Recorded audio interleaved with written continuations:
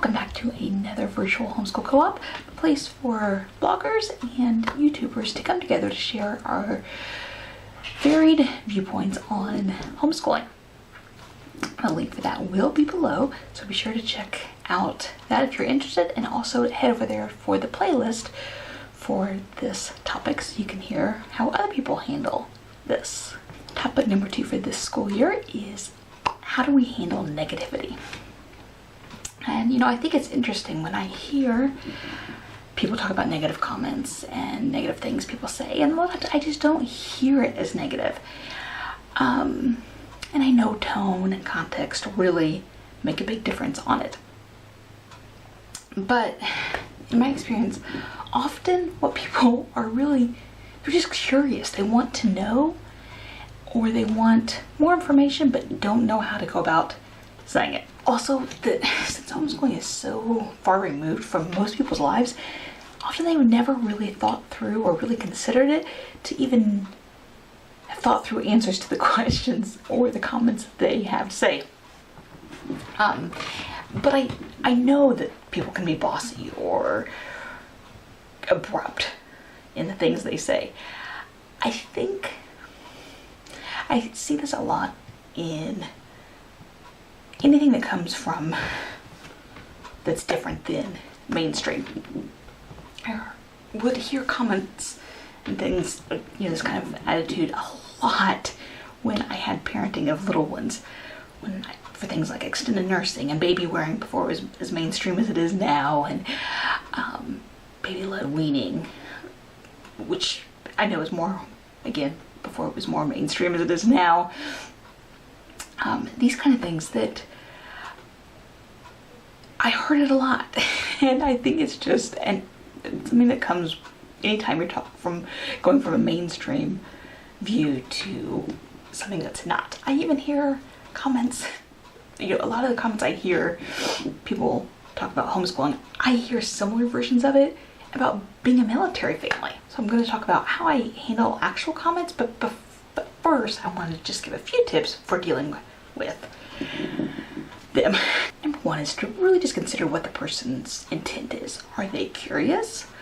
Are you the first homeschool family they've ever actually met, and so they might have questions or thoughts that they're just trying to understand? Is it someone who is maybe considering homeschooling but is doubtful of their ability? Is it someone who just is a crab and would be better for you to walk away from?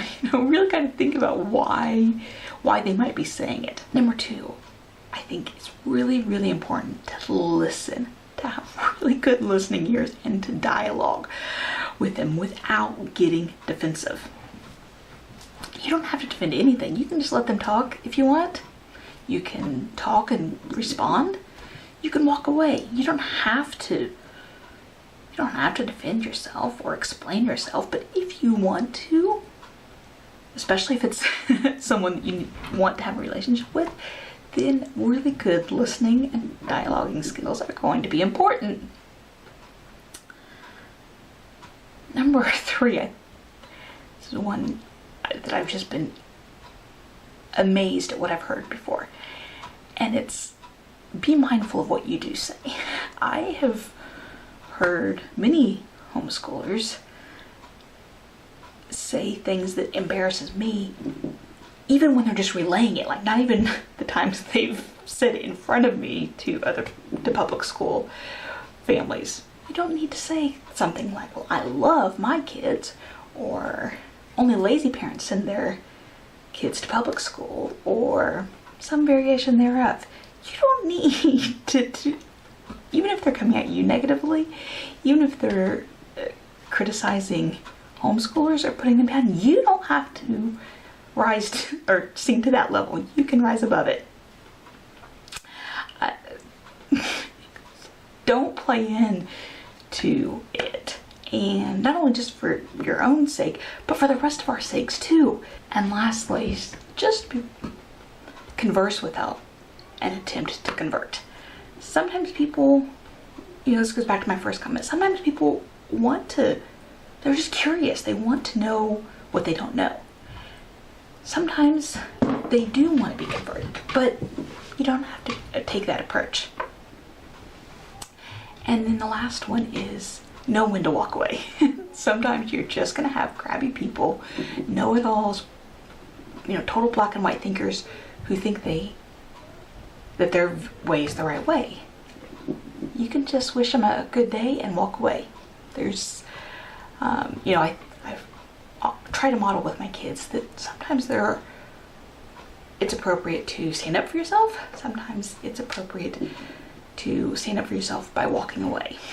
My first thing is that I really like to, whatever their intent may actually be, I assume that someone's coming at me with a curious or positive intent.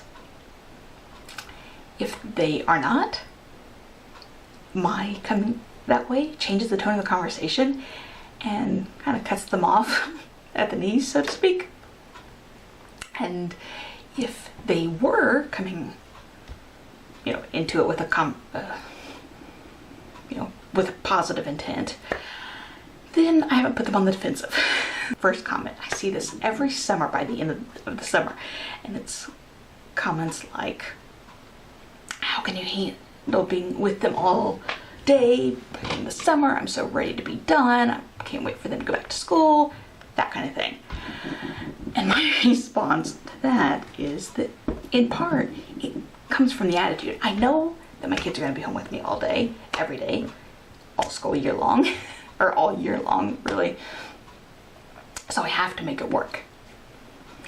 And if I'm going to have to make it work, then that means that I need to know what my triggers are so that I can set myself up for success, know what their triggers are, set them up for success, know when they need, how much time they need for school time, how much time they need for relaxing time, what kind of flow works best for our days. And so I have to do all that.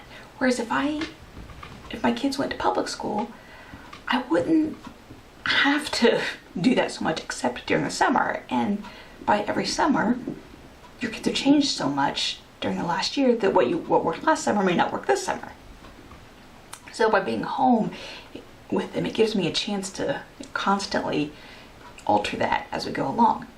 So really, a big part of it, if I took the attitude of they're going to school soon and I can't wait, then yeah, I would be going crazy. But that's not the attitude I take, because it's not our reality. So I have to figure out a way to make it work. And to go along with that, another comment I've heard is, I'm a better mom when they're at school. And often I just kind of nod because sometimes I wonder if I would be too. A lot of times I do.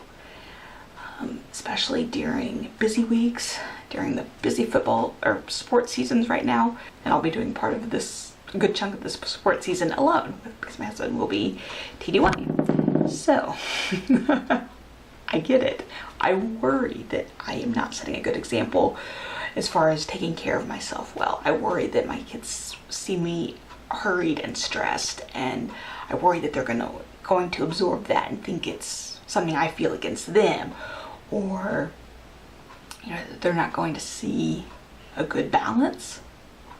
I worry about that a lot, and some days I wonder if I would be a better and more relaxed mom if I had time every day to shower at my own pace and get ready at my own pace and clean the house at my own pace. And I wonder. But the reality is that right now, the best thing for them is to have them home with me. So at the end of the day, at the end of the year, with our adults, whatever it is, I hope that they look back and see the good parts and not necessarily the bad parts. I think as moms, and I don't know, maybe dads feel this way too, but I think especially as moms, we're always wondering how we can be the best mom we can be. And if your reality is that you're sending your kids away to public school, then yeah, you probably do come at it with that view that during the day that gives you time to do what you need to do, and so then in the evenings you can be more present with them. Totally valid. Reality is for me that that's different, and that's not what I have. So, you know, I think especially this kind of a comment comes from, I don't want to say a place of insecurity, but just a viewpoint. Like, I just think it's, you know, not so much a putting someone else down necessarily sometimes, but, you know, like I said, I try to think of how I try to come across with positive intent assumption. I just assume that it's more of a, they can't imagine a different type of view, if that makes sense. Comment number 3, something along the lines of like, well, how will they learn X? How do you know what to teach each year? To me, those are very valid questions. Like, how do you know? Well, you know, 20 years ago, 25 years ago, you had to write your own curriculum. When I think about that now, I'm blown away by the homeschool pioneers. Blown away. I can't imagine how they did it. But I don't have to do that now. And there are so many great curriculum that I can choose. And I can choose a great one, and it will guide me on what I need to teach.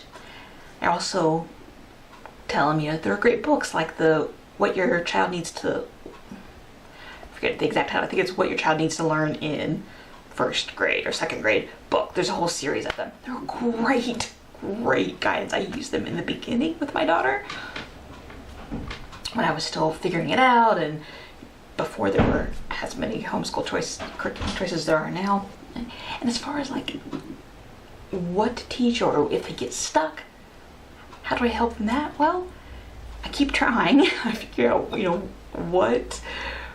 I really evaluate how they learn and see if there's a way I can switch it. And if nothing is working, then I ask for help. You know, how do teachers in public schools, if they have a child who's stuck on something that can't figure it out well, they ask other teachers for ideas. Same with homeschool parents. So that kind of addresses that question comment. And then the last one, the dreaded socialization question. This one, I kind of asked back what they mean by that, because I found that a lot of people either have a very specific thing they mean, but kind of falls under a broader category of socialization, or they're not even really sure what they mean initially. Maybe they've heard people comment about it, or just kind of a vague idea. But as we talk about it, I kind of find out what they really mean.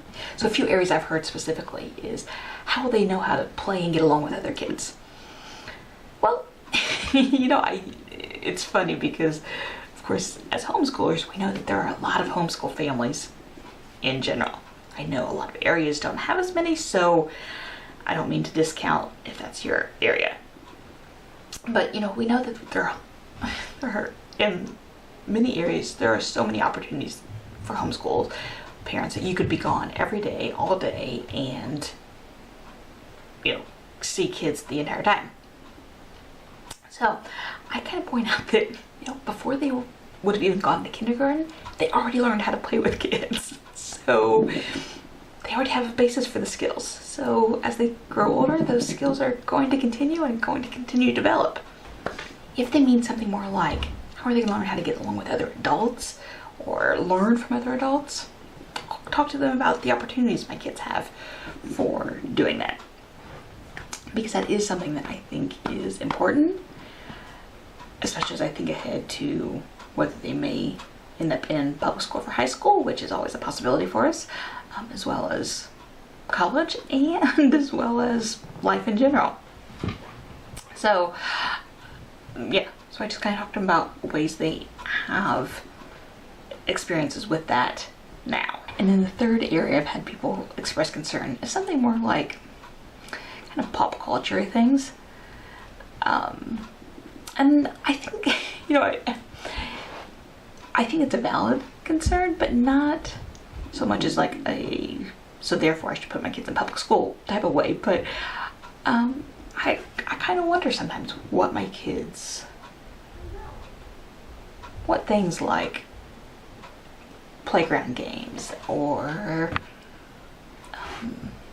I don't know, I can't even think of a specific thing, but I've had that concern, so I can kind of talk to them about that, about my philosophies on some of that stuff as well.